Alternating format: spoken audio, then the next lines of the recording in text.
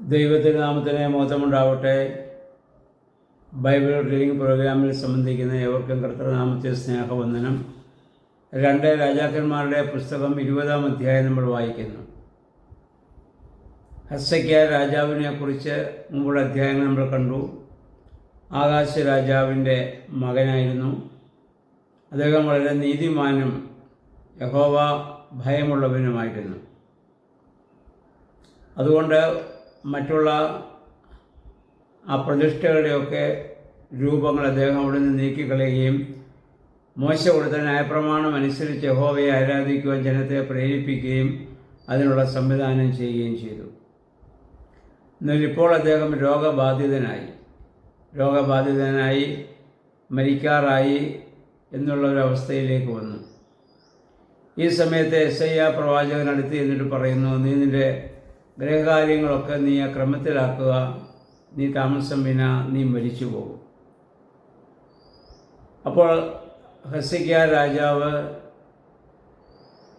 ചുവരിന് നേരെ തൻ്റെ മുഖം തിരിച്ച് കിടന്ന് യഹോവയായ ദൈവത്തോട് കണ്ണുനീരോടുകൂടി പ്രാർത്ഥിക്കുകയാണ്. ദൈവമേ, അങ്ങയുടെ സന്നിധിയിൽ ഞാൻ എത്രമാത്രം നീതിബോധത്തോടും സത്യസന്ധയോടും പ്രവർത്തിച്ചുവെന്ന് അവിടുന്ന് അറിയുന്നുണ്ടല്ലോ. അപ്പോൾ എനിക്ക് അല്പം കൂടി ആയുസ് നീട്ടിത്തരണമെന്നായിരിക്കാം ഹെസ്സക്കിയാവോട് പ്രാർത്ഥിച്ചത്. ഇവിടെ യഹോവയായ ദൈവം യെശയ്യായോട് പറയുന്നു, നീ ഹെസ്സക്കിയായോട് പറയുക, നിൻ്റെ പ്രാർത്ഥന ഞാൻ കേട്ടിരിക്കുന്നു. അതുകൊണ്ട് 15 വർഷം കൂടി നിനക്ക് ഞാൻ ആയുസ് നീട്ടിത്തരും. എന്നിട്ട് യെശയ്യാ പറഞ്ഞതനുസരിച്ച് അത്തിപ്പഴത്തിൻ്റെ ഒരു അട കൊണ്ടുവന്ന് അവൻ്റെ വ്രണത്തിന്മേൽ വെച്ച് കെട്ടുകയും ഹെസ്സക്കിയായ്ക്ക് 15 വർഷം കൂടി ആയുസ് നീട്ടിക്കിട്ടുകയും ചെയ്യുന്ന സംഭവമാണ് നമ്മളിവിടെ വായിക്കുന്നത്.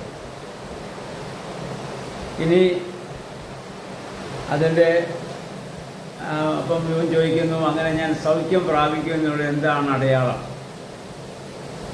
അപ്പോൾ യെശയ്യാ ഒരു അടയാളം കൊടുക്കുന്നു. നിഴൽ 10 അടി മുന്നോട്ട് പോകണോ ഇത് പുറകോട്ട് പോകണം? അപ്പോൾ ഹെസ്സക്കിയാ പറയുന്നു, നിഴൽ എപ്പോഴും മുന്നോട്ട് പോകുക എന്നുള്ളത് സ്വാഭാവികമാണല്ലോ, എന്നാൽ ഇത് പുറകോട്ട് പോകട്ടെ, അപ്പോൾ എനിക്കത് പെട്ടെന്ന് മനസ്സിലാവില്ല, രോഗസൗഖ്യം എനിക്ക് ലഭിക്കുമെന്നുള്ള അടയാളം ഞാനത് കണക്കാക്കിക്കൊള്ളാം. അങ്ങനെ പറയുകയും അപ്പോഴുണ്ടായിരുന്നതായ നിഴൽ 10 അടി പുറകോട്ട് പോകുന്നതായി നമ്മളിവിടെ വായിക്കുന്നുണ്ട്. അങ്ങനെ ഹെസ്സക്കിയായ്ക്ക് ഒരു അടയാളം ലഭിക്കുന്നു. അവൻ സന്തോഷവാനായിട്ട് തീരുന്നു. എന്നാൽ 12 മുതലുള്ള വാക്യങ്ങൾ വായിക്കുമ്പോൾ ബാബിലോണിലെ ആ വലിയ ഭീഷണി അദ്ദേഹത്തിന് പിന്നീട് നേരിടേണ്ടി വരികയാണ്. ബാബിലോൺ രാജാവ് ഇദ്ദേഹം രോഗബാധിതനാണെന്ന് അറിഞ്ഞ് അദ്ദേഹത്തിന് കത്തുകൾ കൊടുത്തയക്കുകയും ദൂതന്മാരെ അയക്കുകയും ചെയ്തു. അവർ വന്നപ്പോൾ ഈ ഹെസ്സക്കിയാ രാജാവ് അവരെ സന്തോഷത്തോടെ സ്വീകരിക്കുകയും തൻ്റെ കൊട്ടാരത്തിലുള്ളത് മുഴുവൻ അവർക്ക് കാണിച്ചു കൊടുക്കുകയും ചെയ്തു.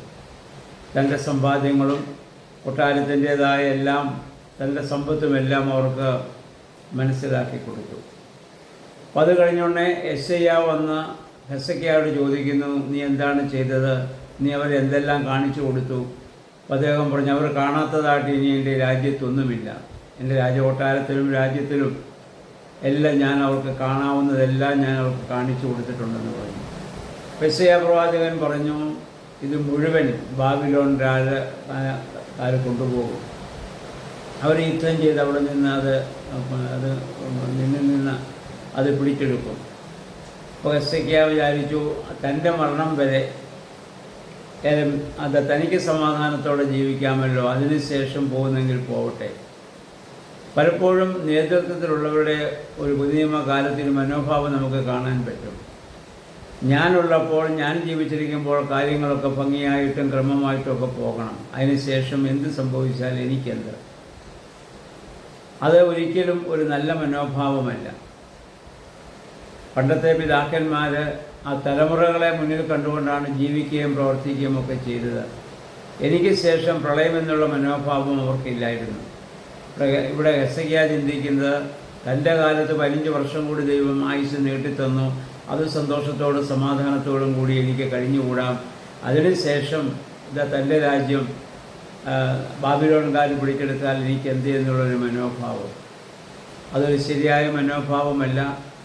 നമ്മുടെ കാലത്ത് കഷ്ടം അനുഭവിക്കേണ്ടി വന്നാലും നമുക്ക് ശേഷം ഉള്ള തലമുറകൾ അനുഗ്രഹം പ്രാപിക്കണമെന്നുള്ള മനോഭാവമാണ് യഥാർത്ഥ മനോഭാവവും ദൈവത്തിൽ ആശ്രയിച്ചുള്ളതായ ജീവിതത്തിൻ്റെ ഫലവും അതാണ്, അഥവാ അതായിരിക്കണം. എനിക്ക് ശേഷം എന്തും സംഭവിക്കട്ടെ എന്നുള്ളതല്ല, എനിക്ക് ശേഷം എല്ലാം നന്മയായിട്ട് വരണം. അതിനെ മുന്നിൽ കണ്ടുകൊണ്ട് ചിന്തിക്കാനും പ്രവർത്തിക്കാനും നമുക്ക് സാധിക്കുക എന്നുള്ളതാണ് ഒരു നേതൃത്വത്തിൻ്റെ ഗുണമെന്ന് പറയുന്നത്. അത് സഭയിലായാലും സമുദായത്തിലായാലും രാഷ്ട്രീയത്തിലായാലും സാമൂഹ്യ പ്രവർത്തനങ്ങളിലായാലും എല്ലാ രംഗങ്ങളിലും ഈ ഒരു മനോഭാവത്തോടുകൂടി നമുക്ക് ചിന്തിക്കാനും പ്രവർത്തിക്കാനും നമുക്ക് സാധിക്കണം. അവിടെയാണ് ദൈവത്തിൻ്റെ പരിശുദ്ധാത്മാവ് പ്രവർത്തിക്കുക നമുക്ക് പറയാൻ സാധിക്കുന്നത്. ഏതായാലും നമുക്ക് അങ്ങനെ ഒരു മനോഭാവം ഉണ്ടാകുവാൻ തൊക്കവണ്ണം നമുക്ക് പ്രാർത്ഥിക്കാം. നമുക്ക് ആയുസ്സ് നീട്ടിക്കിട്ടുന്നു എന്നുള്ളതല്ല, കിട്ടിയ ആയുസ്സിനെ നമ്മൾ എങ്ങനെ വിനിയോഗിക്കുന്നു എന്നുള്ളതാണ് പ്രശ്നം. ആയുസ്സ് കുറേ നീട്ടിക്കിട്ടിക്കൊണ്ട് മാത്രം കാര്യമില്ല. കിട്ടിയത് നമുക്ക് ലഭിച്ചതായ ആയുസ്സിനെ നമ്മൾ എങ്ങനെ ദൈവസ്ഥാനത്തിൽ അതിനെ വിനിയോഗിക്കുന്നു, അല്ലെങ്കിൽ അടുത്ത തലമുറകൾക്ക് വേണ്ടി എങ്ങനെ വിനിയോഗിക്കുന്നു എന്നുള്ളതാണ് കാര്യം. അതനുസരിച്ച് ദൈവമേ ജീവിപ്പാനും പ്രവർത്തിപ്പാനും പരിശുദ്ധാത്മാവെ ശക്തിയേക്കണമെന്ന് പ്രാർത്ഥിക്കാം. സർവശക്തനായ ദൈവം അതിന് നമ്മെ എല്ലാവരെയും സഹായിക്കുമാറാകട്ടെ.